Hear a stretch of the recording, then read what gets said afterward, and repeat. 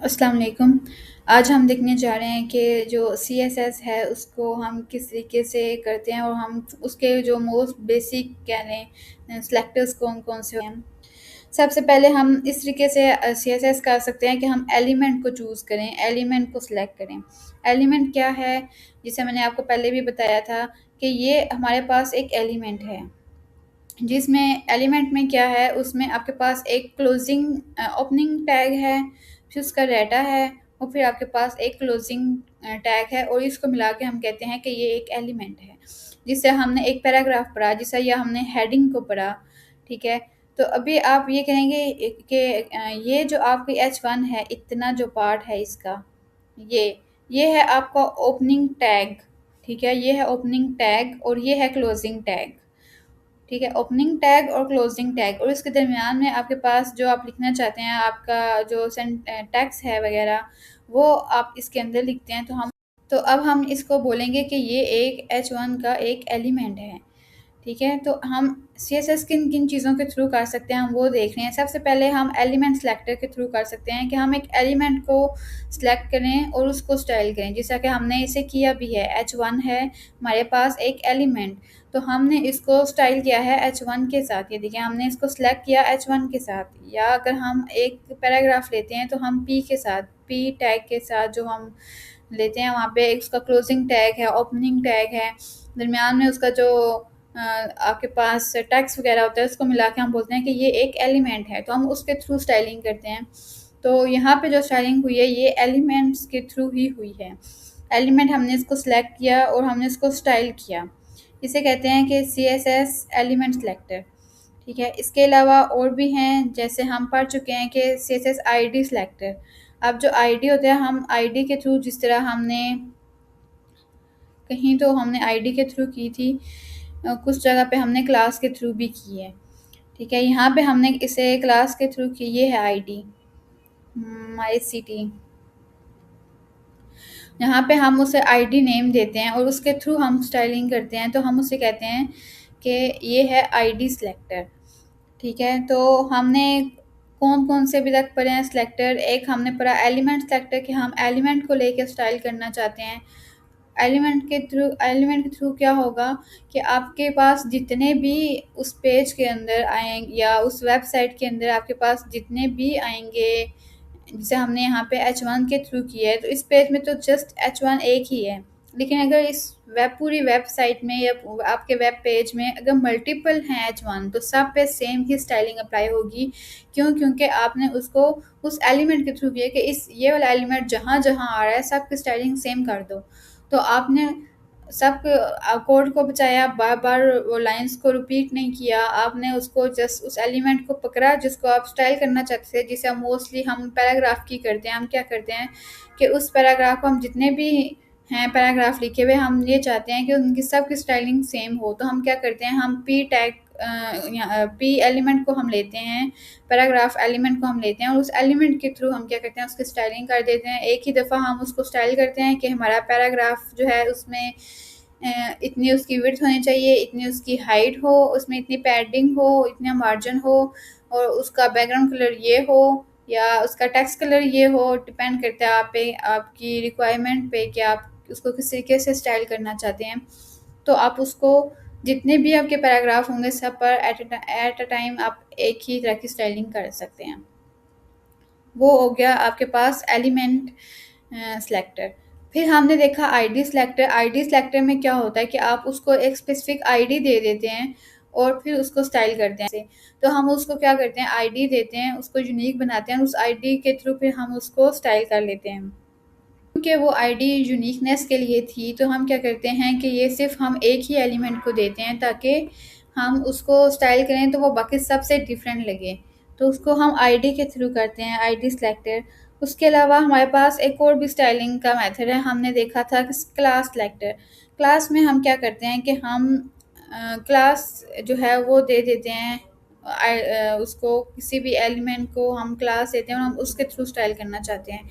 और हम ये चाहते हैं कि क्योंकि ये जो है हमें अच्छा आइडिया है कि ये थोड़ी-थोड़ी देर के बाद रिपीट होगा या हर पेज में रिपीट होगा या कुछ, तो हम क्या चाहते हैं कि ये जो स्टाइलिंग हम उसे एक दफ़ा ही करें, तो हम क्या करते हैं, जिस तरह हम एलिमेंट के साथ करते थे, लेकिन एलिमेंट एक पेज के अंदर मल्टीपल होते हैं। तो क्लास ज़रूरी नहीं है कि एक चीज़ के एक ही पेज के अंदर मल्टीपल हो, हम डिफरेंट पेजेस पे भी हम उसको अप्लाई कर सकते हैं। तो हम ये चाहते हैं, जिस तरह हमारे पास 3 पेजेस हैं, ठीक है? एक होम पेज है, एक हमारे पास अबाउट का पेज है और एक हमारे पास सर्विसेज़ का पेज है। तो अब जितने भी आपके पास होम के जितने भी आपके पास एलिमेंट्स हैं, आप चाहते हैं कि उनके जितनी भी हेडिंग्स हैं सब सेम हों। लेकिन जितने भी हमारे अबाउट के जो हैं कुछ हेडिंग्स हैं वो डिफरेंट हों। तो हम क्या करेंगे, हम उसको क्लास दे देंगे कि और हम उसको स्टाइल कर लेंगे, ताकि होम पे जो आप अप्लाई करना चाह रहे थे उसका उसकी क्लास सेम रख लेंगे, और जो अबाउट का जो पेज है उसमें जो आप जिन चीज़ों को स्टाइल करना चाहते हैं उनकी क्लास को सेम रखेंगे, और हम उसको क्या करेंगे, स्टाइल कर लेंगे जिसकी स्टाइलिंग हम सेम करना चाहते हैं। तो हम उसको उस तरीके से स्टाइल कर लेंगे। तो हमने अभी तक जो मोस्टली 3 पढ़े हैं हमने सेलेक्टर्स कौन-कौन से, एक है एलिमेंट सेलेक्टर कि आपने एलिमेंट को लेके स्टाइल किया उसको। फिर हमने पढ़ा एक ID selector, CSS ID selector, उसमें हमने क्या किया कि आपके पास जो आईडी होती है आप उसको पकड़ के आप जब उसको स्टाइल करते हैं, क्योंकि हम आईडी यूनिकनेस को डिफ़ाइन करने के लिए करते हैं कि ये हमारे पास जो एलिमेंट है ये यूनिक है बाकियों से, तो हम उसकी स्टाइलिंग भी ऑफ कोर्स जब करेंगे तो वो यूनिक ही लगेगा। उसके बाद आपके पास आती है क्लास सेलेक्टर्स। क्लास सेलेक्टर में आप क्या करते हैं कि आप सबको 4-5 या जितने भी एलिमेंट्स हैं आपके पास, आप सबको सेम स्टाइल करना चाहते थे, तो आपने क्या किया, आपने सबको एक ही क्लास दे दी और उनको स्टाइल कर दिया। उसके अलावा हमारे पास जो मोस्टली हम यूज़ करते हैं सेलेक्टर्स, इनमें ये तीनों ही आते हैं, लेकिन कुछ ऐसे भी हैं जिसमें आप जिसको हम ग्रुपिंग सेलेक्टर भी कहते हैं, या हम उसे ये कह लें कि यूनिवर्सल सेलेक्टर भी कहते हैं। तो वो क्या होता है उसमें कि आप पूरे पेज को कोई एक ऐसा स्टाइल करना चाहते हैं जो पूरे पेज के लिए हो, ठीक है? उस पूरी बॉडी के लिए हो, उस जो आपका पूरा एचटीएमएल का एलिमेंट है ना, उसके लिए हो। तो आप क्या करते हैं कि आप जैसे कि पूरी बॉडी के या पूरे जो एचटीएमएल जो एलिमेंट है ना, उसको आप देना चाहते हैं। तो उसके लिए आप क्या करते हैं, हम यहाँ पे उसके लिए चेंज कर देते हैं, हम उसको करेंगे स्टार को हम यूज़ करते हैं। स्टार को यूज़ किया और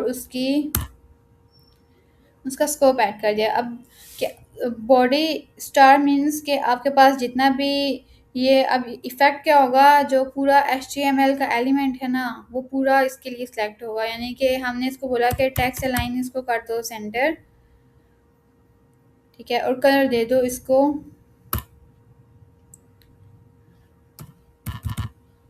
कलर इसको दे दो ब्लू।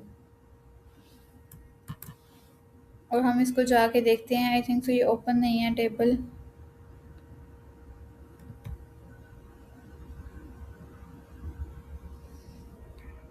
ये देखें, अब हमने उसको स्टाइल किस तरीके से किया था, हमने उसको उसकी जितनी भी उसकी है जितना भी हम उसका डाटा वगैरह हम ऐड करेंगे, वो देखें उसने उसको मिड में कर दिया, और उसका जो बैकग्राउंड कलर है उसको उसने सॉरी हमने एक कलर ऐड किया था, कलर जो है उसको उसने उसका ब्लू कर दिया, ठीक है।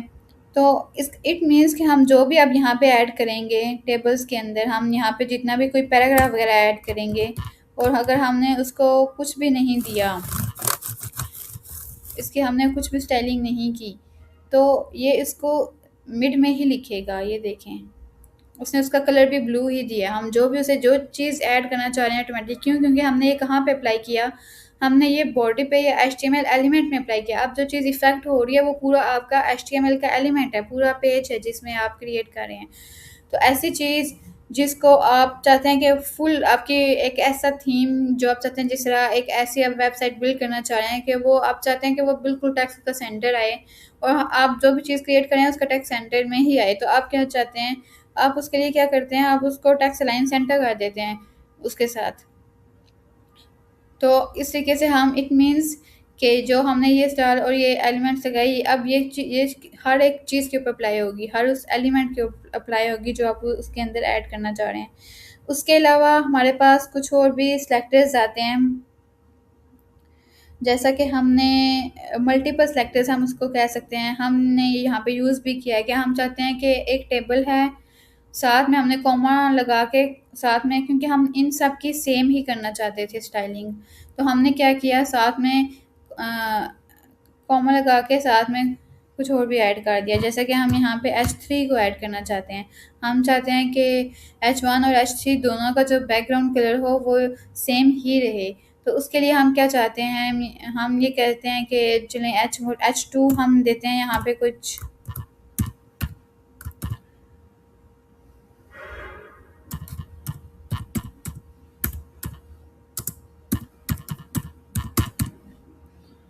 और यहाँ पे एक हम H3 दे देते हैं ताकि